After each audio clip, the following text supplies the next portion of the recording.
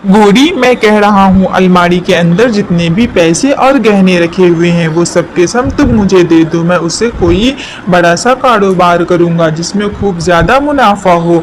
अगर तुम आसानी से पैसे नहीं दोगी तो फिर मैं तुम्हारे अलमारी की तिजोरी को तोड़ करके उसमें से तुम्हारे गहने और सारे पैसे लेकर मैं कारोबार कर लूँगा। लेकिन गोरी कभी अलमारी के अंदर से पैसे नहीं दे रही थी। वो कालू कौवा पे बहुत गुस्सा हो रही थी।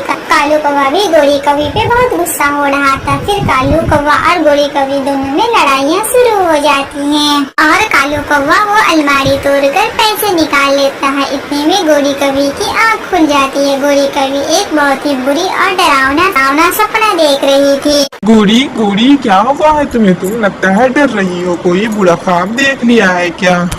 हाँ कालू जी, हमने बहुत बुरा ख्वाब देखा है। मुझे तो डर लगता है कहीं ये मेरा बुरा ख्वाब कहीं हकीकत में ना बदल जाए। अरे गोरी, दिन में देखे हुए सपने वो कभी सच या हकीकत में नहीं बदलते हैं, वो झूठ ही होते हैं। कालू जी, हमारे अलमारी में जितने भी पैसे थे उनमें से तो थोड़े थोड़े करके सारे पैसे खत्म हो जाते हैं। हर कोई हमसे ही मदद मांगने के लिए आ जाता है और आप भी ना हर किसी की मदद करने लगते हैं। अगर आपने ऐसे ही मदद करते रह गए तो फिर हम एक दिन सड़क पर आ जाएंगे भीख मांगने के लिए। फिर उस वक्त कोई हमारी मदद नहीं करेगा। कालू जी, आप मुझसे वादा करें कि आज के बाद से आप कभी भी किसी की कोई मदद नहीं करेंगे। कालू कौवा और गोरी कौवी दोनों ऐसे ही बैठकर अपने घर में बातें कर रहे थे। तभी गोरी कौवी के दरवाजे पर दस्तक होती है। गोरी कौवी जब दरवाजा खोल करके बाहर जाती है तो बाहर कबूतर खड़ा हुआ था। हाँ बुलबुल चिड़िया, बोलो किस काम से आई हो और क्यों दरवाजे को तोड़ने पे लगी हुई हो? अरे गोरी बहन, ये आप किस लहजे में हमसे बातें कर रही हैं? लगता है हम आपसे उधार कुछ मांगने आए हैं। उधार का नाम सुनकर तो गोरी कौवी के मन ही भारी हो जाते हैं। वो और तल्ख आवाजों में बुलबुल चिड़िया से कहती है, बुल, अगर तुमने कुछ पैसे उधार लेने आई हो तो माफ करना, हमारे पास पैसे नहीं है। अब जो हम तुम्हारी मदद करेंगे, तुम वापस चली जाओ यहाँ से। गोरी बहन, पहले हमारी तो बात सुन ले। मैं तो तुम्हारे लिए ये मीठे फल लेकर के आई थी लेने के लिए, लेकिन तुम्हारा लहजा देख करके मैं ये फल वापस लेकर अपने घर जा रही हूँ। अब तो मैं तुम्हें इनमें से एक जरा सा भी फल नहीं दूंगी। अरे बुलबुल बहन, आप तो बस ऐसे ही गुस्सा हो जाती हैं। 1 मिनट में हमने तो बस ऐसे ही मजाक किया था। लाओ मुझे दे दो फल, मुझे ऐसे भी बहुत भूख लगी हुई है। ना ना ना बाबा ना, अब तो मैं तुम्हें इनमें से एक टुकड़ा भी फल नहीं देने वाली हूँ। ऐसा कहने के बाद बुलबुल वो फल लेकर वहाँ से चली जाती हैं। राना चिड़िया के जंगल में बहुत तेज गर्मियाँ पड़ रही थी। सारे पक्षी अपने घर के अंदर बैठे हुए थे। राना चिड़िया के जंगल में दूर से एक कबूतर आया हुआ था। उन कबूतर को बहुत तेज प्यास लगी हुई थी। वो बेचारा उड़ कर थक गया हुआ था। वो कबूतर तेज धूप में बहुत ज्यादा उड़ने की वजह से बहुत ही ज्यादा थक गया था और उन्हें बहुत तेज प्यास लगी हुई थी। एक काम करता हूँ, मैं इसी जंगल में किसी पक्षी से थोड़े से पानी मांगकर पी लेता हूँ। अगर हमने पानी नहीं पिया हमारा दम घुटने लगेगा। पहले मैं पानी पी लेता हूँ, फिर उसके बाद आगे का सफर तय करूँगा। कबूतर गोरी कौवी के दरवाजे पर जाता है और गोरी कौवी के दरवाजे को खटखटाने लगता है। गोरी कौवी दरवाजा खोले बगैर ही अंदर से आवाज लगाती, कौन है इस वक्त? क्यों मेरे दरवाजे को खटखटा रहे हो? बताओ क्या काम है?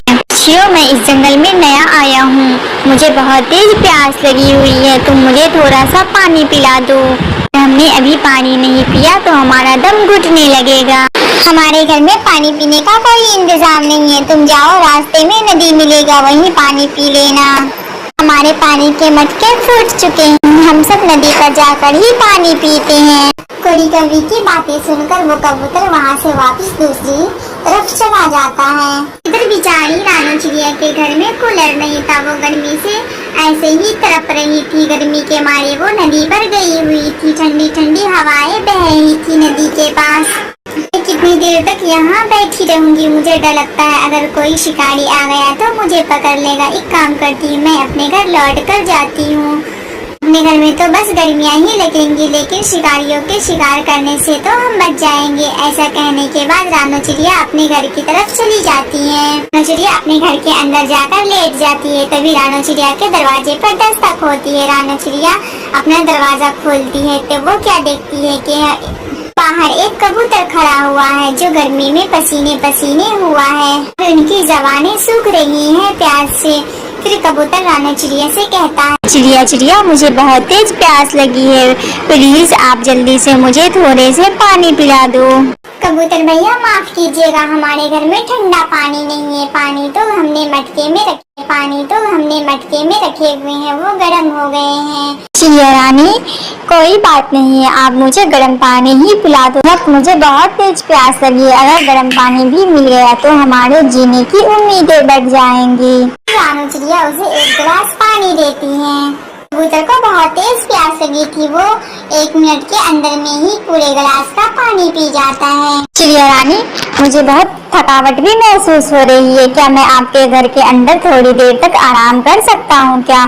कबूतर भाई मेरे घर में पंखे कूलर कुछ नहीं है और घर के अंदर गर्मियाँ बहुत लग रही हैं। हमारे पास इतने पैसे नहीं है कि हम अपने घर में कूलर या एसी लगवाएं। अच्छा चिड़िया रानी अब मैं चलता हूँ, फिर कभी तुमसे मिलूंगा। ऐसा कहने के बाद कबूतर वहाँ से चला जाता है। कबूतर घर जाने के बाद अपनी पत्नी से कहता है, आज मैं दूसरे जंगल में गया था, वहाँ मुझे बहुत तेज प्यास लग गई थी धूप और गर्मी की वजह से। हम एक चिड़िया के घर से पानी पिए हैं, वो चिड़िया बहुत गरीब थी, उनके गरीबी पे मुझे बहुत तरस आ रहा था। हमारे पास तो ढेर सारी दौलत है, एसी पंखा कूलर बड़ा सा घर है, क्यों ना हम उन चिड़िया को कूलर और फ्रीज दे देते हैं। कबूतर जी उसने आपकी जान बचाई है, कूलर फ्रीज ही क्या कुछ पैसे और अनाज भी दे देते हैं ताकि उन बेचारी का कुछ दिन तक अच्छे से गुजारा हो जाएगा। कबूतर रानू चिड़िया के घर कूलर एसी और अनाज और खाने पीने की ढेर सारी चीजें भिजवा देते हैं। जब गोरी कवि को ये बातें पता चलती है, कवि तो जलन के मारे जल भून जाती है। हाय रे मेरी फूटी किस्मत, अगर उस दिन हमने कबूतर को पानी पिला दिया होता तो आज ये सारी चीजें हमारे घर के अंदर होती। उस रानू चिड़िया के साथ तो हमेशा अच्छा ही होता है और सब कोई उसी की मदद करते हैं, हमारी मदद तो कोई नहीं करता है।